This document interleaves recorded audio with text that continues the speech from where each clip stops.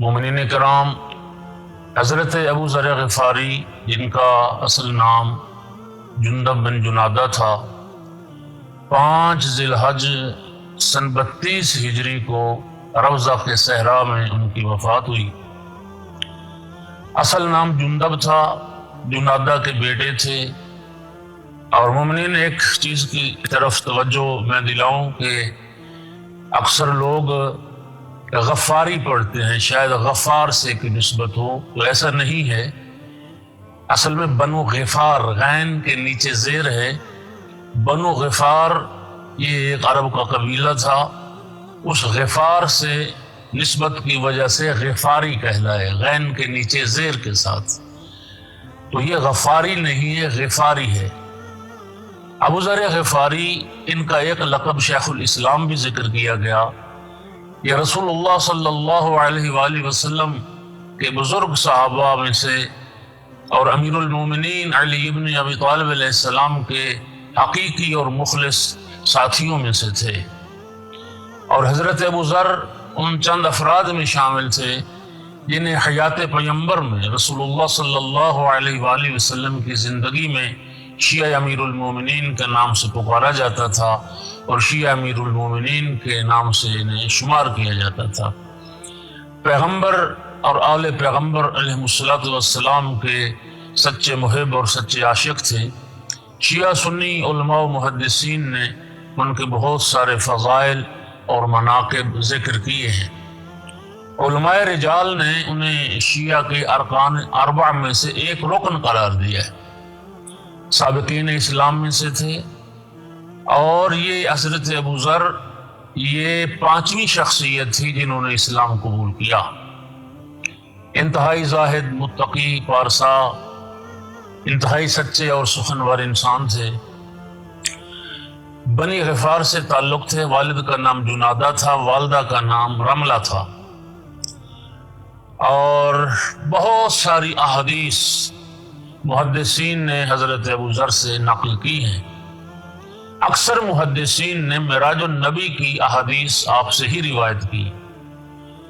علماء رجال نے اور سیرت نگاروں نے، سوانح حیات لکھنے والوں نے لکھا کہ حضرت ابو ذر لمبا قد تھا، گندمی رنگت تھی، نحیف جسم تھا، گھنے بال تھے اور بڑھاپے میں کچھ کمر خمیدہ ہو گئی تھی۔ ایک ذر نامی چونکہ بیٹا تھا حضرت کا، جس کی وجہ سے آپ کی جو کنیت تھی وہ ابو ذر ہوئی اور آپ ابو ذر کہلائے۔ اور حضرت ابو ذر کی زوجہ، اسی ذر بیٹے کی وجہ سے ان کی کنیت ام ذر ہوئی اور وہ ام ذر کہلاتی تھی۔ ذر کے معنی خوشبو کے ہیں اور طلوع اور ظہور کے ہیں۔ حضرت ابو ذر رضوان اللہ تعالی علیہ وسلام اللہ علیہ سابقین اسلام میں سے، اور لکھا سیرت نگاروں نے کہ قبل از اسلام بھی حضرت ابو ذر ایک خدا کو مانتے تھے۔ پیغمبر گرامی اسلام کی بعثت سے 3 سال پہلے اللہ کی عبادت کرتے تھے۔ ابن حبیب بغدادی نے لکھا کہ حضرت ابو ذر جاہلیت کے زمانے میں بھی شراب اور اسلام کو حرام سمجھتے تھے۔ بڑے قناعت پسند، سادہ مزاج، سادہ زندگی اور مال و زر کے حوالے سے حضرت ابو ذر ایک قلندرانہ مسلک اور ایک قلندرانہ مزاج رکھتے تھے۔ حسب و نسب کے لحاظ سے معزز مانے جاتے تھے۔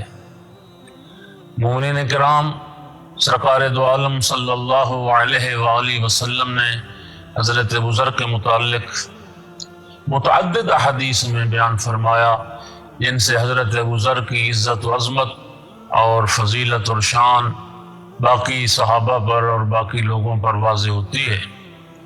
مثلاً یہ حدیث مبارک جسے شیعہ سنی محدثین نے لکھا، میں نے عرض کیا کہ حضرت ابو ذر ایک زاہد، ایک متقی اور دنیا سے بے رغبت انسان تھے۔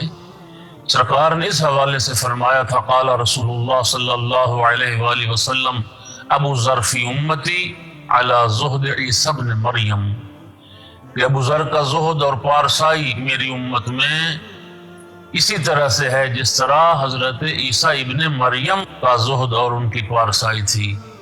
اور یہ بہت بڑی بات ہے کہ زہد و پارسائی میں، زہد و تقوی میں سرکار دو عالم نے حضرت ابو ذر کو حضرت عیسیٰ علیہ السلام سے تشبیہ دی اور فرمایا جس طرح عیسیٰ تھے میری امت میں ابو ذر۔ اسی طریقے سے عرض کیا کہ حضرت ابو ذر ایک بہت سچے انسان تھے اور بڑی جرأت کے ساتھ حق بات کرنے والے اور کبھی سمجھوتا نہ کرنے والے اور کبھی کسی طاقتور حکمران سے نہ ڈرنے والے اور ڈنکے کی چوٹ پر حق اور سچ بولنے والے تھے۔ اویون اخبار رضا میں شیخ صدوق رضوان اللہ تعالی علیہ نے امام رضا علیہ السلام سے اس حدیث کو نقل کیا، اور امام رضا علیہ السلام نے اپنے آباء و اجداد سے، اور یہ سلسلہ چلتا ہوا آقا امیر المومنین علی ابن ابی طالب علیہ السلام تک پہنچا، اور امیر المومنین علی ابن ابی طالب علیہ السلام نے سرکار دو عالم صلی اللہ علیہ وآلہ وسلم سے اس حدیث کو نقل کیا کہ سرکار نے فرمایا قال رسول اللہ صلی اللہ علیہ وآلہ وسلم ابو ذر صدیق هذه الامہ، سرکار نے فرمایا تھا ابو ذر میری اس امت کا صدیق ہے، ابو ذر میری اس امت کا سب سے بڑا سچا ہے۔ عیان الشیعہ میں حدیث موجود ہے۔ اور پھر حضرت عبداللہ ابن عمر نے سرکار دو عالم سے ایک حدیث کو نقل کیا، اور جو بہت سارے منابع میں موجود ہے۔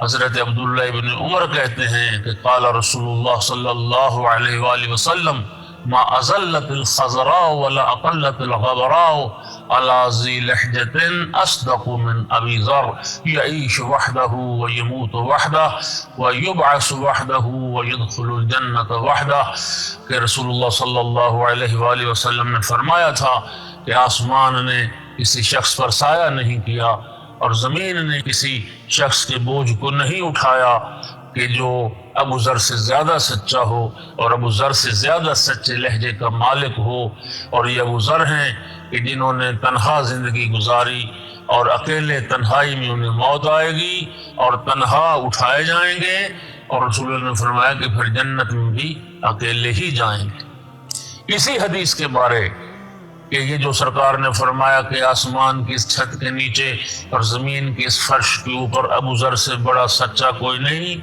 ابو ذر سے بڑھ کے صادق اللہجہ کوئی نہیں، اسی حدیث کے بارے میں امام جعفر صادق علیہ السلام سے سوال کیا گیا کہ مولا کیا یہ روایت سچی ہے، یہ حدیث آپ کے نانا کا یہ فرمان سچا ہے؟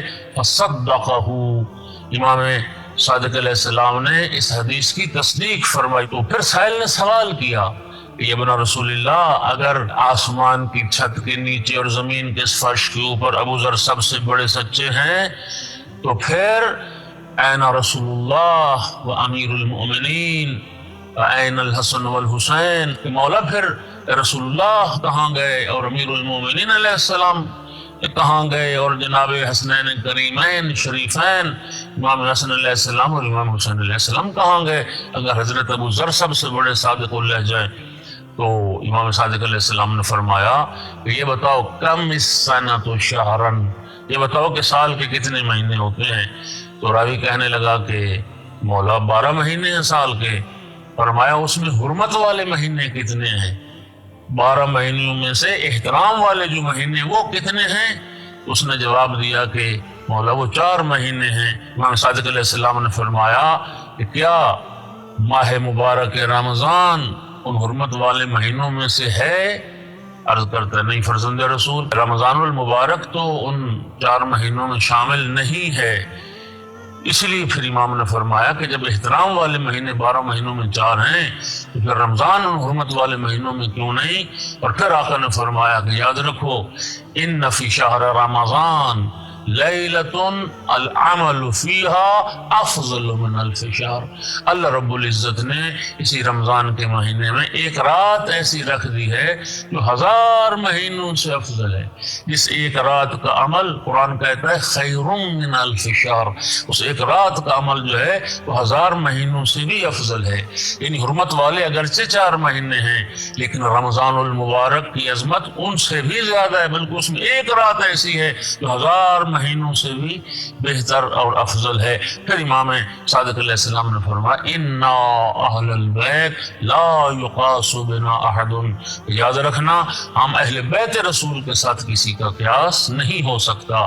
یعنی گویا امام صادق علیہ السلام کے فرمان کا یہ نتیجہ نکلا، اور رسول اکرم صلی اللہ علیہ وآلہ وسلم کی اس حدیث مبارک کا یہ نتیجہ نکلا کہ ہم اہل بیت کو چھوڑ کر، پیغمبر اور آل پیغمبر کو چھوڑ کر باقی ساری امت پیغمبر میں کوئی صدیق اکبر ہے تو وہ حضرت ابو ذر ہیں، تو سب سے بڑا صادق اللہجہ ہے تو ابو ذر ہیں، سب سے بڑے سچے ہیں تو حضرت ابو ذر ہیں۔